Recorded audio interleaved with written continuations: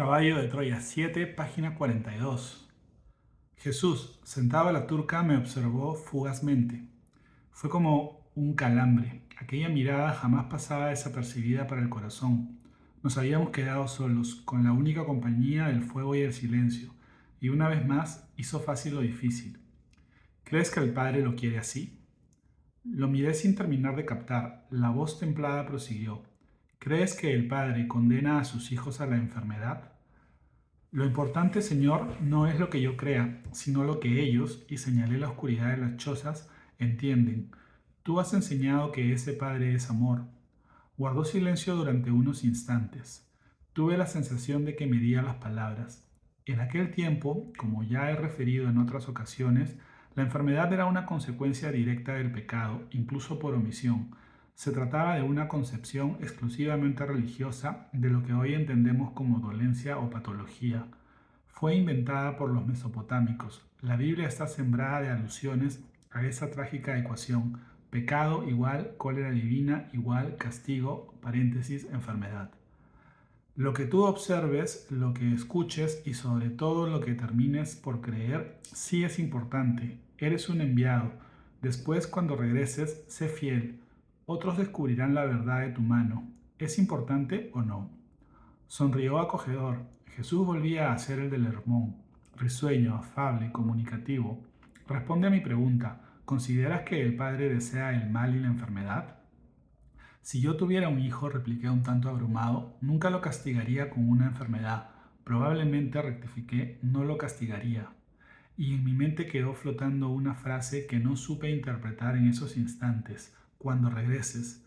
Porque hablaba en singular, pero sumido en la conversación, aquel chispazo importantísimo se extinguió y no volví a recordarlo, hasta un tiempo después. En verdad te digo, Jasón, que estás próximo a la esencia de la cuestión. El problema es que no conoces al Padre todavía y por tanto no sabes que las palabras castigo y pecado no son concebibles para Él. Sois vosotros los que habéis levantado esas calumnias contra Dios. Percibió mi confusión y, animándome con una interminable sonrisa, trató de ir paso a paso. Empecemos por el final. ¿Qué es para ti el pecado? Si yo fuera religioso, maticé, lo entendería como una transgresión de las leyes y los preceptos divinos. ¿Y cuáles son esas leyes y normas?, me sorprendió. Él lo sabía mejor que yo. Él conocía la Torá y los 613 mandamientos revelados por Moisés, 365 prohibiciones según el número de días del año solar y 248 órdenes positivas que decían correspondían a las partes del cuerpo humano. No me dejó responder. ¿Crees que el Padre dictó esas leyes? Tengo entendido que fue Yahvé. La mirada, como una daga, me advirtió. No estoy hablando de Yahvé, sino del Padre, el número uno, como dice tu hermano. Me atrapó. ¿Sabes cuál es la única ley para el Padre? El amor. Eso lo sabemos por ti. Y el profeta Amós lo resumió en un solo mandamiento: buscadme y viviréis. Eso es lo que solicita el Padre, buscarlo. Esa es la ley única. Pues bien, dime, ¿qué castigo puede derivarse del incumplimiento de esa ley? ¿Crees que si el hombre no busca a Dios es un pecador? Me dejó perplejo una vez más. Pero esa, querido amigo, aun siendo importante, no es la cuestión principal. El problema, como te decía, es que la inteligencia humana no está preparada para entender la naturaleza del número uno. Es lógico. ¿Recuerdas la mariposa en el extremo de aquella rama?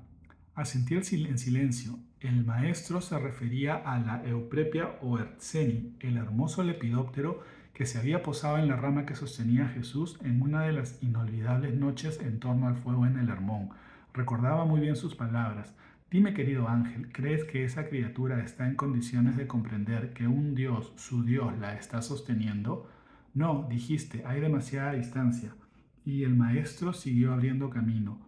Correcto, hay una distancia tan inmensa que ninguna mente humana puede sospechar cómo es el Padre. Lo finito, lo sabes muy bien, no está hecho para lo infinito. Mientras viváis sumergidos en el tiempo y el espacio, no podréis intuir siquiera que hay más allá, en las regiones del espíritu. Jesús alivió la tensión, señaló el negro y parpadeante firmamento y preguntó: ¿podría captar la mente de Aru el orden que rige las estrellas? Y si no es así, ¿cómo aceptar que pueda ofenderlas? ¿Por qué sois tan vanidosos y engreídos? Si ni siquiera comprendéis a Dios, ¿cómo os atrevéis a colocarlo a vuestro nivel? ¿Cómo es posible que lo juzguéis capacitado para ser ofendido y para castigar? No parpadeé, el maestro fue rotundo. ¿Pecar? ¿De verdad estimas que una criatura finita puede molestar, injuriar o provocar a Dios? ¿Crees que Dios es humano? Tú, sin embargo, has hablado y hablarás del pecado y de los pecadores. Os lo dije una vez, cuando llegue mi hora hablaré como un educador. Tú, mejor que nadie, deberías entender a qué me refiero. Habrá momentos en los que mis palabras deberán ser tomadas como una aproximación a la realidad. Ellos, añadió refiriéndose a los que habitan el Can, son la consecuencia de una época, solo conocen un lenguaje. Vosotros, en cambio, estáis más cerca.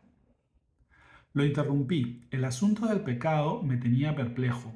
Nunca fui un hombre religioso y en cierto modo me satisfacía la postura del Galileo, pero si el pecado no existe, al menos como ofensa al Padre, ¿qué sucede con los asesinos, ladrones, etcétera? ¿No son pecadores? El Hijo del Hombre esperaba la pregunta, dibujó una media sonrisa y negó con la cabeza. Una cosa es intentar ofender al Padre, imposible como te he dicho, y otra muy distinta, causar daño a tus hermanos, los seres humanos.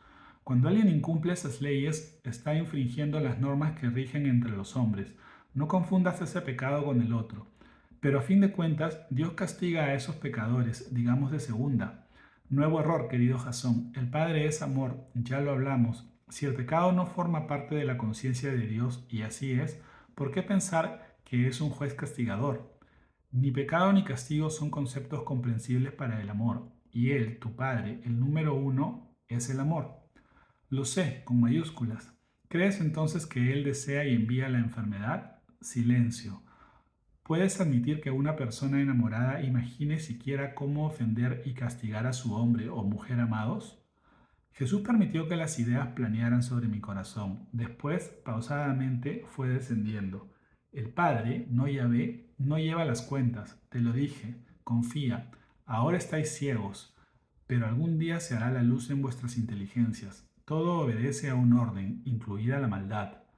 La palabra orden se propagó solemne en mi interior. Aquello era nuevo para mí, demasiado nuevo. Lo sabes muy bien, Jasón, la enfermedad no es un castigo divino, su origen es otro. La enfermedad solo existe en los mundos materiales, forma parte del proceso natural, pero ¿cómo explicárselo a estos pequeñuelos? ¿Podrías hacerlo vosotros? Necesitan tiempo, murmuré con tristeza. Y vosotros también. Confía, querido amigo. Solo se os pide eso, confianza. En el amor no hay resquicios. Entonces Yahvé, ¿quién es? Di mejor quién fue. Esperé intrigado. El maestro se perdió en el flamear de las llamas y así permaneció durante un tiempo que se me antojó interminable. Me arrepentí de la pregunta. Quizá no era oportuna.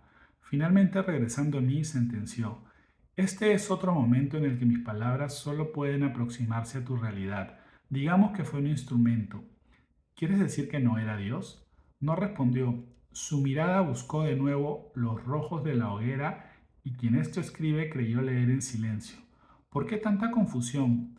El maestro volvió a negar con la cabeza. En parte comprendí su impotencia a la hora de transmitir ideas.